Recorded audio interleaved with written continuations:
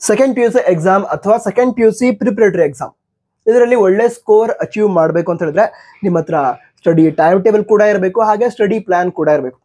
ಇದೆರಡು ಇದ್ರೆ ಮಾತ್ರ ಒಳ್ಳೆ ಸ್ಕೋರ್ ಮಾಡೋದಕ್ಕಾಗತ್ತೆ. ನಂತರ ತುಂಬಾ ಸ್ಟೂಡೆಂಟ್ಸ್ ಹಿಂದಿನ ವರ್ಷಗಳಲ್ಲಿ ಎಕ್ಸಾಮ್ ಹಿಂದಿನ ದಿನ ಅಥವಾ ಎಕ್ಸಾಮ್ಗೆ 1 ವೀಕ್ ಇರಬೇಕಾದ್ರೆ ತುಂಬಾ ಚೆನ್ನಾಗಿ ಸ್ಟಡಿ ಮಾಡ್ತಿದ್ರು, ಅಂದ್ರೆ ಡೇ ಆ್ಯಂಡ್ ನೈಟ್ ಸ್ಟಡಿ ಮಾಡ್ತಿದ್ರು, ಎಕ್ಸಾಮಲ್ಲಿ ಒಳ್ಳೆ ಸ್ಕೋರ್ ಮಾಡೋಕ್ಕಾಗತ್ತೆ ಅಂತ ಅನ್ಕೋತಿದ್ರು. ಅದರಲ್ಲಿ ಕೆಲವು ವಿದ್ಯಾರ್ಥಿಗಳು ಒಳ್ಳೆ ಸ್ಕೋರ್ ಕೂಡ ಮಾಡ್ತಿದ್ರು, 90, 95 ರೀಚ್ ಆಗ್ತಿದ್ರು. ಬಟ್ ಈ ವರ್ಷ ಇದು ಪಾಸಿಬಲ್ ಇಲ್ಲ. ಅಂದ್ರೆ ಯಾವ್ದಾದ್ರು ಸ್ಟೂಡೆಂಟ್ ನಿಮ್ಮಲ್ಲಿ ಅಂದ್ರೆ 2025ರಲ್ಲಿ ಎಕ್ಸಾಮ್ ಬರೆಯುವಂತಹ ವಿದ್ಯಾರ್ಥಿಗಳು ನಾ ಎಕ್ಸಾಮ್ ಹಿಂದಿನ ದಿನ ಓದ್ತೀನಿ ಒಳ್ಳೆ ಸ್ಕೋರ್ ಆಗ್ಬಿಡತ್ತೆ ಅಂತ ಅನ್ಕೋತಾ ಇದ್ರೆ ಆಗಲ್ಲ. ಈ ವರ್ಷ ನೀವು ತುಂಬಾ ಚೆನ್ನಾಗಿ ಪ್ರಿಪೇರ್ ಆದ್ರೆ ಮಾತ್ರ ಒಳ್ಳೆ ಸ್ಕೋರ್ ಆಗತ್ತೆ. ಓಕೆ, ಯಾಕಂತ ಹೇಳಿದ್ರೆ ಈ ವರ್ಷ ಟೈಮಿಂಗನ್ನ ರಿಡ್ಯೂಸ್ ಮಾಡಿದ್ದಾರೆ. ಅದ್ರ ಜೊತೆಗೇನೆ ಈಗ ನಂಬರ್ ಆಫ್ ಆಪ್ಷನ್ಸ್ ಏನಿರುತ್ತೆ ಕ್ವಶನ್ ಪೇಪರ್ಲಿ ಅದನ್ನ ಚೇಂಜ್ ಮಾಡಿದ್ದಾರೆ, ಅಂದ್ರೆ ರೆಡ್ಯೂಸ್ ಮಾಡಿದ್ದಾರೆ. ಚೇಂಜ್ ಅಂತ ಹೇಳಿದ್ರೆ ಓಕೆನಾ, ಅಂದ್ರೆ ಈಗ ಹಿಂದಿನ ವರ್ಷ ಔಟ್ ಆಫ್ 11 ಆನ್ಸರ್ ಎನಿ 6 ಅಂತ ಕೊಟ್ಟಿದ್ರೆ, ಈ ವರ್ಷ ಔಟ್ ಆಫ್ 9 ಆನ್ಸರ್ ಎನಿ 6 ಅಂತ ಕೊಟ್ಟಿದ್ದಾರೆ. ಸೊ ನೀವು ಹೆಚ್ಚು ಸಿಲೆಬಸ್ ಅನ್ನ ಕವರ್ ಮಾಡಬೇಕಾಗತ್ತೆ ಹಿಂದಿನ ವರ್ಷದ ವಿದ್ಯಾರ್ಥಿಗಳಿಗೆ ಕಂಪೇರ್ ಮಾಡಿದ್ರೆ.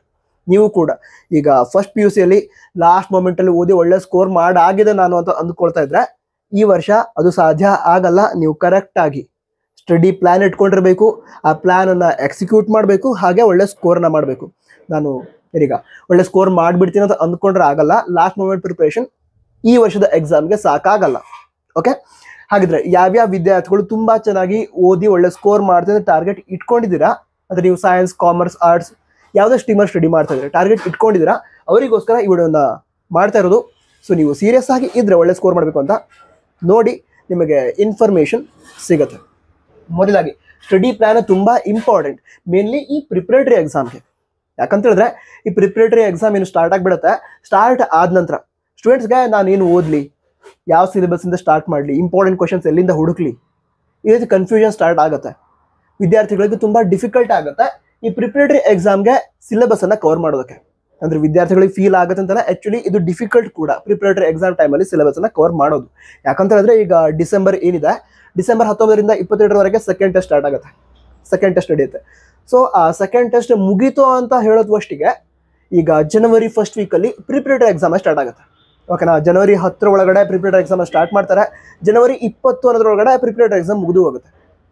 ಸೊ ಈ ಟೈಮ್ ಗ್ಯಾಪ್ ಏನಿರುತ್ತೆ ಅದ್ರೊಳಗಡೆ ಯಾವ ರೀತಿ ಓದಿದ್ರೆ ಸಿಲೆಬಸ್ ಕವರ್ ಆಗುತ್ತೆ, ಒಳ್ಳೆ ಸ್ಕೋರ್ ಮಾಡೋದಕ್ಕಾಗತ್ತೆ, ಇದು ನಿಮಗೆ ಕರೆಕ್ಟಾಗಿ ಐಡಿಯಾ ಇತ್ತು ಅಂತ ಹೇಳಿದ್ರೆ ನೀವು ಒಳ್ಳೆ ಸ್ಕೋರ್ ಮಾಡಬಹುದು. ಬಟ್ ಐಡಿಯಾನೇ ಇಲ್ಲ ಅಂತ ಹೇಳಿದ್ರೆ ನಿಮಗೆ ಏನು ಓದಲಿ ಅಂತ ಯೋಚನೆ ಮಾಡ್ತಾನೆ ಟೈಮ್ ಹೋಗ್ಬಿಡುತ್ತೆ. ಆ ರೀತಿ ಟೈಮ್ ವೇಸ್ಟ್ ಆಗಬಾರ್ದು ಅಂತ ಈ ವಿಡಿಯೋ ಮಾಡ್ತಿರೋದು. ಮೊದಲಾಗಿ ಈಗ 80 ಮಾರ್ಕ್ಸ್ಗೆ 60 ಮಾರ್ಕ್ಸನ್ನು ಸ್ಕೋರ್ ಮಾಡೋದು ತುಂಬ ಈಸಿ. ಯಾಕೆ ಅಂತ ಕೂಡ ಹೇಳ್ತೀನಿ. ನಂತರ ಈಗ ಸೈನ್ಸ್ ಸ್ಟೂಡೆಂಟ್ಸ್ ಇದ್ರೆ ನೀವು ಹೇಳ್ಬೋದು ನಮಗೀಗ ಫಿಸಿಕ್ಸ್ ಆಯಿತು, ಕೆಮಿಸ್ಟ್ರಿ ಆಯಿತು, ಬಯಾಲಜಿ ಆಯಿತು 70 ಮಾರ್ಕ್ಸ್ ಎಕ್ಸಾಮ್ ಆಗುತ್ತೆ. 70 ಮಾರ್ಕ್ಸ್ ಎಕ್ಸಾಮ್ ಆಗುತ್ತೆ. ನನಗೆ ಜನರಲಿ ಈಗ ಸೈನ್ಸ್, ಕಾಮರ್ಸ್, ಆರ್ಟ್ಸ್ ಎಲ್ಲ ವಿದ್ಯಾರ್ಥಿಗಳನ್ನು ಕೂಡ ಇನ್ಕ್ಲೂಡ್ ಮಾಡಿಕೊಂಡು 80 ಮಾರ್ಕ್ಸ್ನ ಎಕ್ಸಾಮನ್ನು ಕನ್ಸಿಡರ್ ಮಾಡ್ತಿದ್ದೀನಿ. ಓಕೆ, ಹಾಗಿದ್ರೆ ಈಗ 80 ಮಾರ್ಕ್ಸ್ ಎಕ್ಸಾಮ್ ಇದೆ ಅಂತ ಹೇಳಿದ್ರೆ ಅದರಲ್ಲಿ 60 ಮಾರ್ಕ್ಸ್ ಸ್ಕೋರ್ ಮಾಡೋದು ತುಂಬ ಅಂದರೆ ತುಂಬ ಈಸಿ. ಯಾಕೆ ಗೊತ್ತಾ, ಈಗ ಮಿಡ್ ಟರ್ಮ್ ಎಕ್ಸಾಮ್ ಆಯಿತು, ಮಿಡ್ ಟರ್ಮ್ ಎಕ್ಸಾಮ್ಗೆ ನೀವು ಸಿಲೆಬಸ್ನ ಕವರ್ ಮಾಡಿರ್ತೀರಾ. ಮಿಡ್ ಟರ್ಮ್ ಎಕ್ಸಾಮ್ ವರೆಗಿನ ಸಿಲೆಬಸ್ ಪರ್ಫೆಕ್ಟ್ ಆಗಿದ್ರೆ ಅದನ್ನು ಯಾವ ರೀತಿ ಪರ್ಫೆಕ್ಟ್ ಮಾಡ್ಕೊಳ್ಳೋದು ಅದನ್ನು ಕೂಡ ಹೇಳ್ತೀನಿ. ಓಕೆ, ಪರ್ಫೆಕ್ಟ್ ಆಗಿದ್ದಿದ್ರೆ 80ಗೆ 60 ಮಾರ್ಕ್ಸ್ ಬರುತ್ತೆ. ಯಾಕಂತ ಹೇಳಿದ್ರೆ ಆಪ್ಷನ್ಸ್ ಇರುತ್ತೆ. ಆಪ್ಷನ್ಸ್ ರೆಡ್ಯೂಸ್ ಮಾಡಿದ್ರೆ ಬಟ್ ಸ್ಟಿಲ್ ಆಪ್ಷನ್ಸ್ ಇರುತ್ತೆ. ಸೊ ನೀವು ಓದದೇ ಇರುವಂತಹ ಸಿಲೆಬಸ್ನಿಂದ ಕ್ವಶನ್ ಬಂದರೆ ಅದನ್ನು ಆಪ್ಷನ್ಸಲ್ಲಿ ಬಿಡ್ಬೋದು. ಬಿಡಬೇಡಿ, ಬಟ್ ಬಿಡೋದಕ್ಕೆ ಆಪ್ಷನ್ ಇರುತ್ತೆ. ಆ ರೀತಿ ಬಿಟ್ರಿ ಅಂತ ಹೇಳಿ ಆದರೂ ಕೂಡ 80ಗೆ 60 ಸ್ಕೋರ್ ಮಾಡಬಹುದು.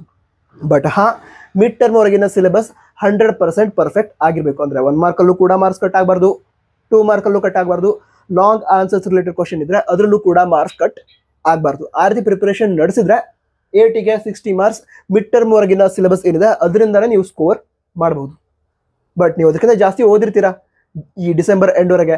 ಯಾಕಂತಂದ್ರೆ ಸೆಕೆಂಡ್ ಟೆಸ್ಟ್ ಇದೆ, ಸೆಕೆಂಡ್ ಟೆಸ್ಟ್ಗೆ ಮಿಡ್ ಟರ್ಮ್ ನಂತರದ ಸಿಲೆಬಸ್ ಇರುತ್ತೆ. ಮಿಡ್ ಟರ್ಮ್ ವರೆಗಿನ ಸಿಲೆಬಸ್ ಸೆಕೆಂಡ್ ಟೆಸ್ಟ್ಗೆ ಇರಲ್ಲ, ಮಿಡ್ ಟರ್ಮ್ ನಂತರದ ಸಿಲೆಬಸ್ ಇರುತ್ತೆ. ಓಕೆನಾ, ಅದ್ರ ನಂತರ ಕೂಡ ಒಂದು 2 to 3 ಚಾಪ್ಟರ್ಸ್ ಕವರ್ ಮಾಡಿರ್ತಾರೆ. ನಂತರ ಫುಲ್ ಸಿಲೆಬಸ್ ಕೂಡ ಕವರ್ ಮಾಡಿರ್ತಾರೆ, ಸಿಲೆಬಸ್ ಪೂರ್ತಿಯಾಗಿ ಕವರ್ ಮಾಡ್ತಾರೆ. ಬಟ್ ನಿಮ್ಗೆ ಏನು ಮಾಡ್ತಾರೆ ಅಂತ ಹೇಳಿದ್ರೆ ಎಕ್ಸಾಮ್ಗೆ ಅಂತ ಈ 2 ಚಾಪ್ಟರ್ ಇದೆ, 3 ಚಾಪ್ಟರ್ ಇದೆ ಅಂತ ಹೇಳ್ತಾರೆ. ಸೊ ಅದಕ್ಕೆ ಕೂಡ ನೀವು ಓದಿರ್ತೀರಾ. ಸೊ ಇದರಿಂದ ಏನಾಗುತ್ತೆ ಅಂತ ಹೇಳಿದ್ರೆ ನಿಮ್ಮ ಸಿಲೆಬಸ್ನ ಮಿನಿಮಮ್ 75% ಸಿಲೆಬಸ್ ನೀವು ಓದಿರ್ತೀರ.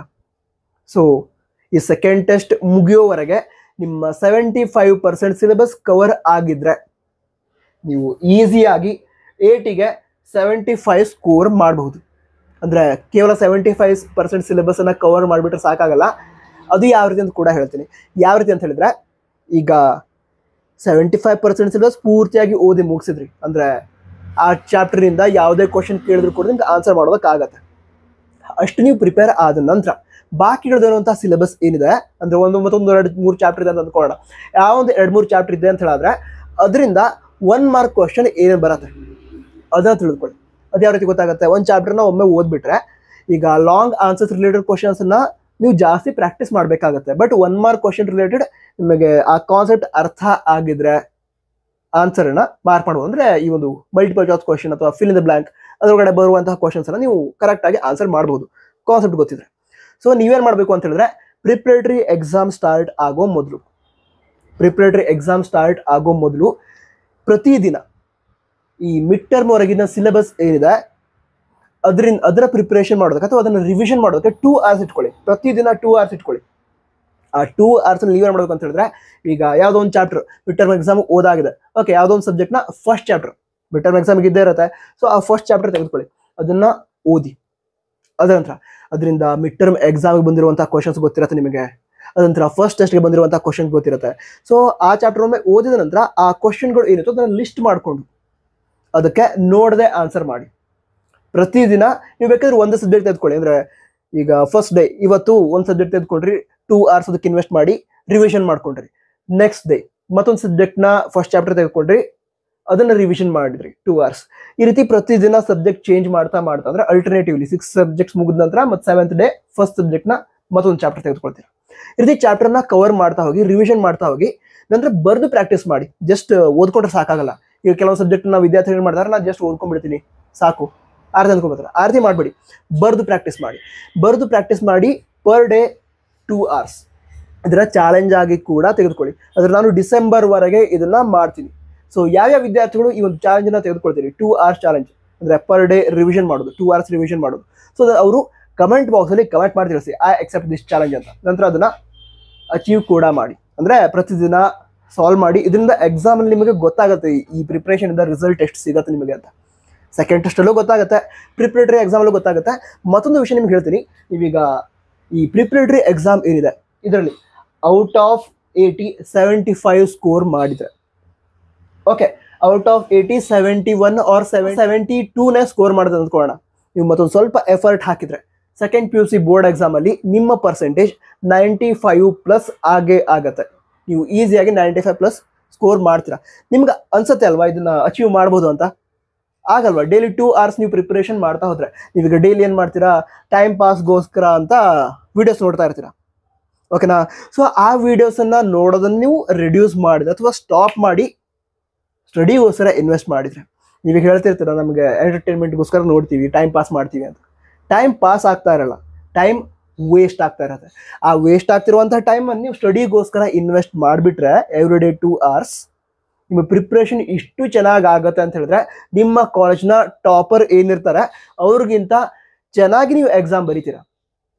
ಓಕೆ, ನೀವು ಪ್ರಿಪ್ರೇಷನ್ ಚೆನ್ನಾಗಿ ಆಗಬೇಕು. ಸೊ ಆ ವೇಸ್ಟ್ ಆಗುವಂತಹ 2 hours ಏನಿದೆ ಅದನ್ನು ಇನ್ವೆಸ್ಟ್ ಮಾಡ್ಕೊಳ್ಳಿ ನಿಮ್ಮ ಸ್ಟಡಿಗೋಸ್ಕರ. ಒಳ್ಳೆ ಸ್ಕೋರ್ ಆಗುತ್ತೆ. ಅದಂತರ ಸ್ಟಡಿ ಟೈಮ್ ಟೇಬಲ್ ಅಂತ ಬರೆದಿದ್ದೀನಿ. ಈ ಸ್ಟಡಿ ಟೈಮ್ ಟೇಬಲ್ ಏನಿದೆ ಇದನ್ನು ನಿಮಗೆ ಪ್ರೊವೈಡ್ ಮಾಡಬೇಕು ಅಂತ ಹೇಳಿದ್ರೆ, ನನಗೂ ಕೂಡ ಕೆಲವು ಇನ್ಫಾರ್ಮೇಷನ್ ಗೊತ್ತಿರಬೇಕು. ಅಂದರೆ ನೀವು ಎಷ್ಟೊತ್ತು ಫ್ರೀ ಇರ್ತೀರ ಎವ್ರಿ ಡೇ ಅಂತ. ಅಂದರೆ ಮಾರ್ನಿಂಗ್ ಎದ್ದ ನಂತರ ನೀವು ಕಾಲೇಜ್ಗೆ ಹೋಗ್ತಿರಲ್ವಾ, ಸೊ ಕಾಲೇಜ್ಗೆ ಹೋಗೋ ಟೈಮಿಂಗ್ ಏನು, ನಂತರ ಈವ್ನಿಂಗ್ ಕ್ಲಾಸ್ ಮುಗಿಯುತ್ತೆ ಅಂತ ಹೇಳಿದ ನಂತರ ಕೆಲವು ವಿದ್ಯಾರ್ಥಿಗಳು ಟ್ಯೂಷನ್ಗೆ ಅಂತ ಹೋಗ್ತಾರೆ, ಕೆಲವರಿಗೆ ಬಸ್ಸಿಂದ ಮನೆಗೆ ಹೋಗೋದಿರುತ್ತೆ. ಸೊ ಅದಕ್ಕೋಸ್ಕರ ಟೈಮ್ ಬೇಕಾಗುತ್ತೆ. ಸೊ ಈ ರೀತಿ ಇದ್ದಾಗ ಮಾರ್ನಿಂಗ್ ಎಷ್ಟು ಗಂಟೆಯಿಂದ ಕಾಲೇಜ್ ಸ್ಟಾರ್ಟ್ ಆಗುತ್ತೆ, ಎಷ್ಟು ಗಂಟೆಗೆ ನೀವು ಮನೆಗೆ ಹೋಗಿ ರೀಚ್ ಆಗ್ತೀರಾ ಅಥವಾ ಫ್ರೀ ಆಗ್ತೀರಾ, ಅದು ನನಗೆ ಗೊತ್ತಾದರೆ ನಿಮಗೆ ಪರ್ಟಿಕ್ಯುಲರ್ ಆಗಿ ಟೈಮ್ ಟೇಬಲ್ನ ಪ್ರೊವೈಡ್ ಮಾಡ್ಬೋದು. ಸೊ ಕಮೆಂಟ್ ಬಾಕ್ಸಲ್ಲಿ ಇದನ್ನು ಕೂಡ ತಿಳಿಸಿ. ಅಂದರೆ ಕಾಲೇಜ್ ಟೈಮಿಂಗ್ ಇಷ್ಟಿದೆ, ಸೊ ನನಗೆ ಟೈಮ್ ಟೇಬಲ್ ಬೇಕು ಸ್ಟಡಿ ಟೈಮ್ ಟೇಬಲ್ಗೆ ಅಂತ ನೀವು ಕಮೆಂಟ್ ಮಾಡಿದ್ರೆ, ಮುಂದಿನ ದಿನಗಳಲ್ಲಿ ಈ ಡಿಸೆಂಬರ್ ಮಂತ್ ಏನಿದೆ ಅದರಲ್ಲಿ ಸ್ಟಡಿ ಟೈಮ್ ಟೇಬಲ್ನ ಪ್ರೊವೈಡ್ ಮಾಡ್ಕೊಡ್ತೀವಿ. ಸೈನ್ಸ್, ಕಾಮರ್ಸ್, ಆರ್ಟ್ಸ್ ಎಲ್ಲರಿಗೂ ಕೂಡ ಬೇರೆ ಬೇರೆನೇ ಮಾಡ್ಕೊಡ್ತೀವಿ. ಸೊ ಇದ್ರ ಬಗ್ಗೆ ಕಮೆಂಟ್ ಬಾಕ್ಸ್ ತಿಳಿಸಿ. ಅದಂತರ ಈ ವಿಡಿಯೋದಲ್ಲಿ ಹೇಳ್ತಿರುವಂತಹ ವಿಷಯಗಳು ಏನಿದೆ ಅದು ನಿಮ್ಗೆ ಹೇಗೆ ಅನಿಸ್ತು, ಫಾಲೋ ಮಾಡೋದಕ್ಕೆ ಆಗತ್ತಾ, ಇದನ್ನು ಕೂಡ ಕಮೆಂಟ್ ಬಾಕ್ಸ್ ತಿಳಿಸಿ. ಫಾಲೋ ಮಾಡೋಕ್ಕಾಗತ್ತೆ, ಫಾಲೋ ಮಾಡಿ, ನಿಮಗೆ ರಿಸಲ್ಟ್ ಗೊತ್ತಾಗುತ್ತೆ. ಅಂದರೆ ನನಗೆ ಈ ಕೆಲವು ಸ್ಟೂಡೆಂಟ್ಸ್ ಅಂದ್ಕೊಂಡಿರ್ತಾರೆ ನಾನು ಲೈಫಲ್ಲಿ ಜಾಸ್ತಿ ಸ್ಕೋರ್ ಮಾಡಿರೋದೇ 60 ಅಥವಾ 65, ಅದಕ್ಕಿಂತ ಜಾಸ್ತಿ ಆಗಲ್ಲ ಅಂತ ಅಂದ್ಕೊಂಡಿರ್ತಾರೆ. ಈ ರೀತಿ ಫಾಲೋ ಮಾಡಿ ನೋಡಿ, ನಿಮ್ಮ ಪರ್ಸೆಂಟೇಜ್ ಕೂಡ 75+ ಆಗತ್ತೆ. ಅದು ಕೂಡ ನೀವು ಒತ್ತು ಚೆನ್ನಾಗಿ ಪ್ರಿಪ್ರೇಷನ್ ನಡೆಸಿದ್ರೆ 80, 85 ಅದಕ್ಕಿಂತ ಜಾಸ್ತಿ ಕೂಡ ಸ್ಕೋರ್ ಮಾಡೋದಕ್ಕಾಗತ್ತೆ. So all the best. Exam preparation ಚೆನ್ನಾಗಿ ಮಾಡಿ, ಎಕ್ಸಾಮ್ ಕೂಡ ಚೆನ್ನಾಗಾಗತ್ತೆ, ಮುಂದೆ ಲೈಫ್ ಕೂಡ ಚೆನ್ನಾಗಾಗತ್ತೆ. All the best. Jai Hind, Vande Mataram.